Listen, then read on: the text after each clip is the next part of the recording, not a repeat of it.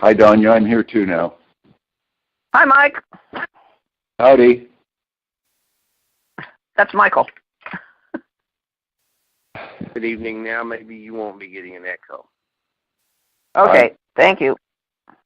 And good evening, Michael. Welcome to our show. Thank you. I would like to tell all of our listeners a little about DONYA WICKEN. She loves theater. She writes plays, several of which have been produced locally. Recent part of City Theater Festival. In fact, she wrote the Reincarnation Station based on characters that she channeled in her daily wake-up pages in cooperation with Ben. And she'll talk a little more about Ben a little later during the show. DONYA was born in Sacramento, California. As a child, she attended Protestant Evangelical Church and continued until as a teen she discovered the cognitive dissonance to be overwhelming. So she didn't join another church until her mid-30s, at which time she found a United Methodist University, and she graduated with a Master of Divinity. Between leaving the Evangelical Church and joining the Methodist Church, she dropped in and out of college, working a variety of jobs. She learned to do automatic writing in a poetry class, and that has become a very, very important part of her life. She explored the tarot, astrology, psychic healing, books on a variety of esoteric, I love that word, esoteric, which only means it's hidden, just like the word occult simply means hidden subjects, usually when she was supposed to be doing something else. She told me that herself. And I guess we all are that way. We explore the things that are really important instead of the things that everybody tells us we're supposed to do. Varieties of Religious Experience by William James was a life-changing book for her, as was Last Frontier by Julia Asante. And I'm sure Donya's going to weigh in a little bit on some of that as well. In 2002, she met Ben, who at that time was having a near-death experience on another continent. Think about that. Since then, she's filled many, many notebooks with his wisdom, and he's quite a character, his brattiness.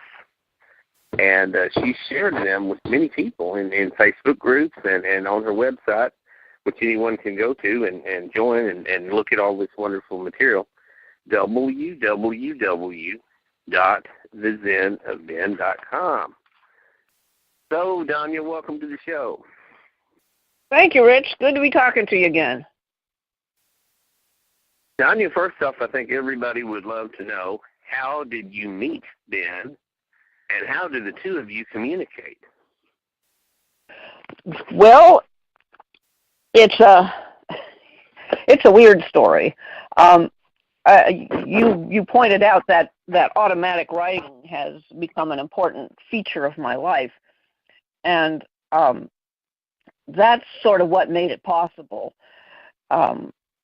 One of my friends posted a whole bunch of stuff about Ben and his work on her Facebook page, and he was somebody I was not interested in. In fact, usually when I tell people, when I decline to tell people who he is, I just say, well, he's not Steve Jobs. And I say that because even though I know who Steve Jobs was and I was aware of his work, he wasn't anybody I was interested in. I didn't have a Mac or a anything, so he just wasn't on my radar. And Ben was like that. So anyway, when I read all this stuff on Michaela's Facebook page, I got really interested, and I started spending a lot of time reading about him and watching videos and stuff. And it, looking back, I realize now I was aligning with him. I was tuning into his vibrational frequency. There's all sorts of ways you can describe it, but that's it turns out is exactly what you do when you want to communicate with someone on the other side. In fact, anywhere. And so anyway, one day I was riding my bike through the park, minding my own business, and I just got this chill. And it's the kind of chill that you read about in ghost stories, where it feels like icy fingers on your neck, or a cold blast of air out of the crypt, which is true. That happens, but in the stories they try to make it spooky. And this wasn't particularly spooky, but I did feel that whole chill experience. And I realized someone was trying to get in touch with me. And so I listened, and I paid attention, and I asked who was there. And I got the distinct impression that it was this man that I had been reading about and studying and watching videos of for 2 weeks or 10 days or something. And so I didn't have any paper with me, so I rushed home and sat down at the computer and wrote, who's there? And he identified himself. And, so he was like hysterical. He was screaming. He was dying, and he was trying not to die. And I later learned, after we had more extensive conversations and I got better at what we call automatic writing, that he had a child he was trying to take care of, and he didn't want to die before he was able to provide for her. And of course I didn't know any of this he told me this while he was talking to me, but I didn't know it was true until weeks later when I actually read the story in the paper and found out, oh my gosh, this really happened. This man really was having this problem while he was in the hospital with an illness that I had previously been unaware that he was suffering from. And so that's why I tell people I'm not going to tell you who he is, because that's not important. But the important thing is that he was somebody sort of famous. He was well known enough in his field of endeavor that that I could read about him in the paper or online. His illness and death were significant, and they were noted. So that's as far as I'm concerned, and as far as he's concerned, that's the only reason why it's important that he was a famous person. And anyway, so once we started conversing, at the time he wasn't dead. He was like I say, he was having this near-death experience. Later he recovered from that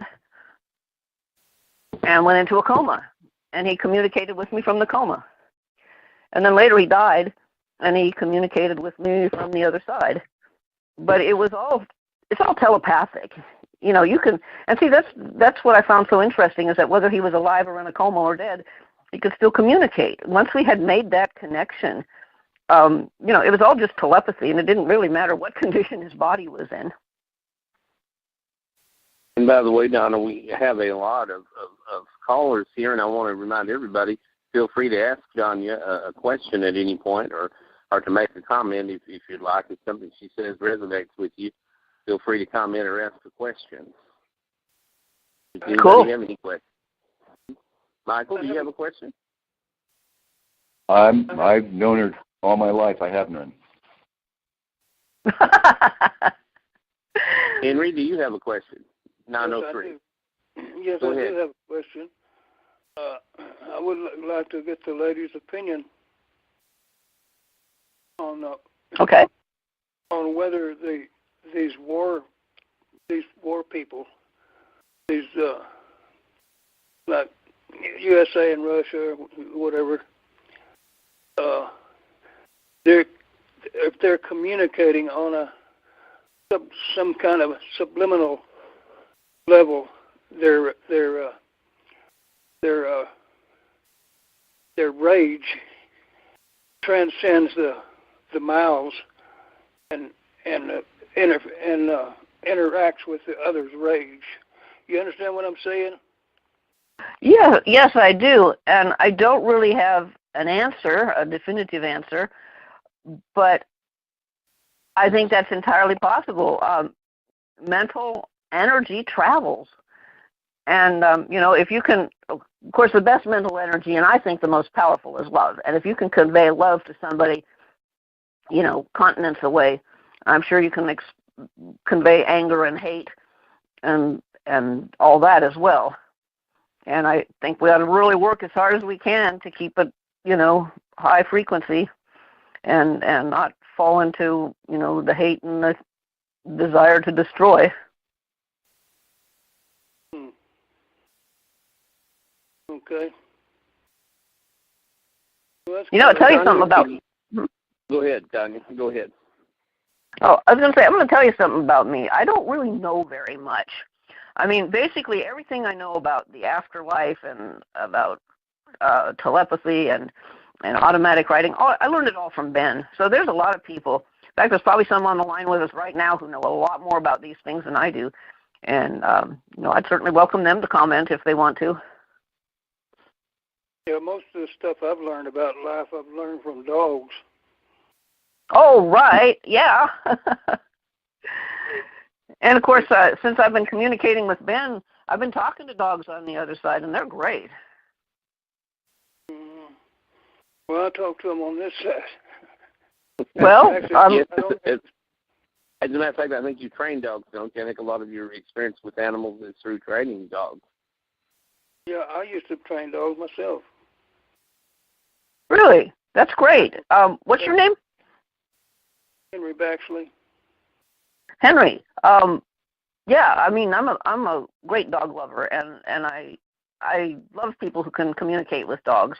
And I don't think it's that hard. They're telepathic just like everyone else, only smarter than most people. Right. Yeah.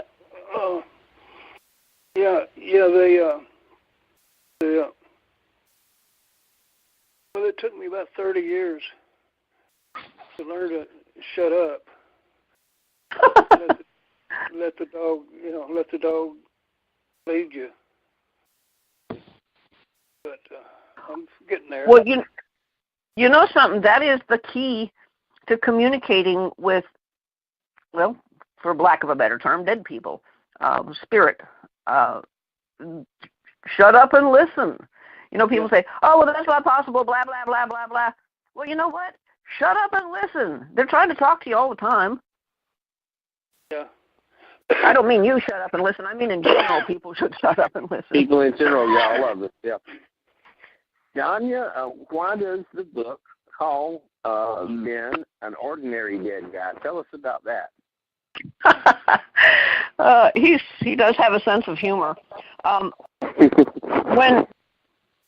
When I first started realizing I was talking to him and who he was, I started looking around for help. I mean, like, what, am I crazy or what? And I started calling people and writing to people, like people who'd been on talk shows and on Coast to Coast, and people that I saw being interviewed about, non-local consciousness and stuff like that.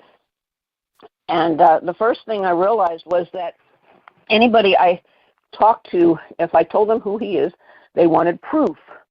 Not just proof that he exists, they wanted proof of who he was. And they would say, tell me something about him that you wouldn't have any other way of knowing. Well, the thing is, if I don't have any other way of knowing, how am I going to know it's true? So I kind of got the feeling that we were off the point. Ben had things that he wanted me to tell people for him, and trying to explain him and prove who he was just got in the way. And he said, don't tell people who I am. It's not important. That's not what I'm about. And I said, well, who shall I say you are? And he said, just say I'm an ordinary dead guy. And so ever since, except for very few close friends, I just tell people that I talk to an ordinary dead guy named Ben.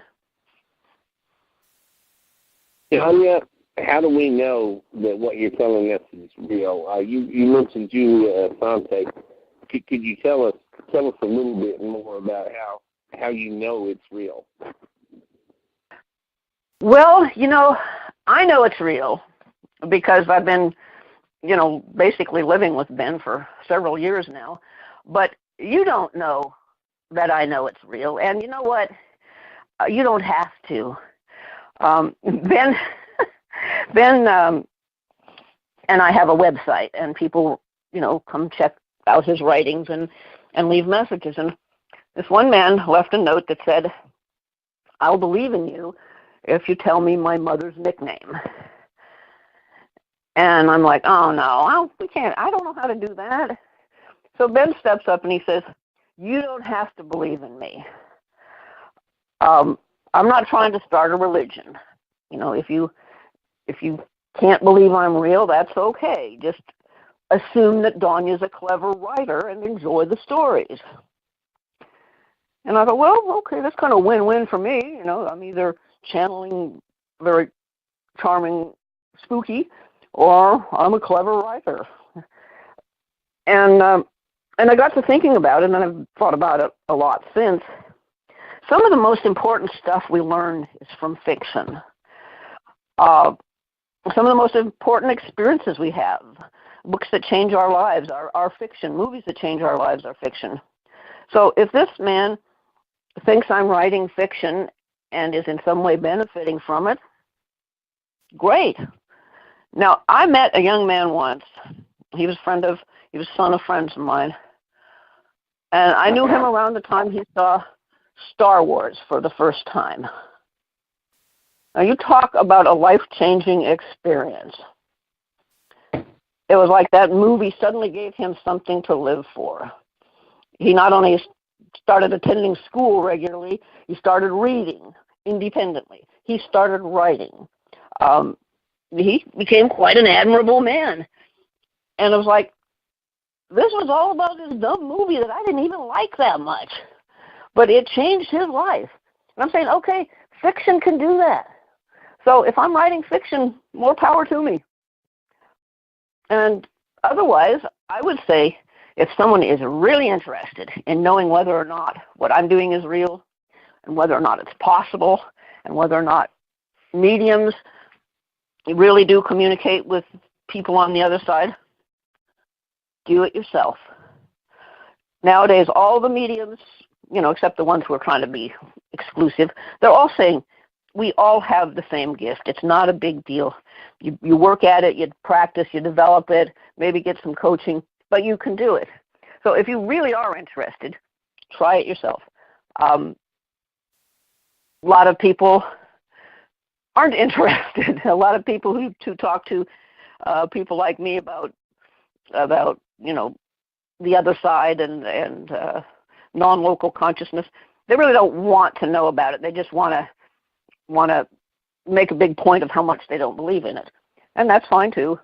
But seriously, anybody who wants to communicate with the other side, try it yourself.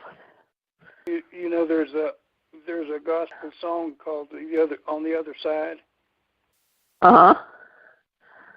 You ever heard it? I'm not sure if I have or not. I've heard quite a few gospel songs. You want to sing it for us? Oh, no, I'm not saying right. I just thought that was interesting that talks about, the other side in a religious sense, Mm-hmm. Like in the sweet by and by, we'll meet on that beautiful shore. Right. Same thing. Yeah. Yeah, there's a lot of that. And those are some of the best songs, too. So my point is,